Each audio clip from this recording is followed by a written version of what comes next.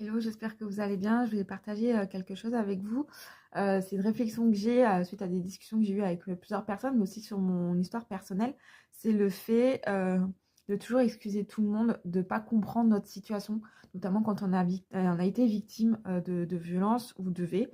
Euh, Moi, je sais que souvent, pendant longtemps, j'ai excusé les autres, notamment mes ex, de ne pas comprendre parce que je me disais, oui, en fait, ils peuvent pas comprendre. C'est vrai que c'est compliqué, tous les mécanismes psychologiques. Alors, deux choses d'une, je pense qu'on n'est pas obligé de comprendre ce que vit la personne pour être empathique, pour valider son état émotionnel et pour la soutenir, en fait. Parce que, il y a plein de choses qu'on ne comprend pas. Quand on n'a pas vécu les choses, on ne peut pas les comprendre. C'est normal, c'est OK.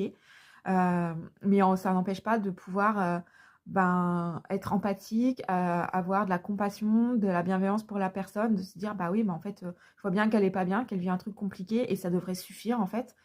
Et aussi, si vous souhaitez mieux comprendre certains mécanismes comme la mémoire traumatique, comme la sidération, la dissociation, en fait, il y a des livres qui expliquent très bien ça, notamment les livres de Muriel Salmona, où vous pouvez prendre rendez-vous aussi avec un psy, un thérapeute, qui peut prendre le temps aussi d'expliquer à votre conjoint, à vos proches, ce que vous vivez et tous ces mécanismes-là, si cette personne elle a besoin de comprendre. Mais en fait, je pense très sincèrement que pour être empathique envers quelqu'un, il n'y a pas besoin de comprendre, parce que de toute façon, on ne peut pas comprendre, on ne peut pas être à la place de l'autre.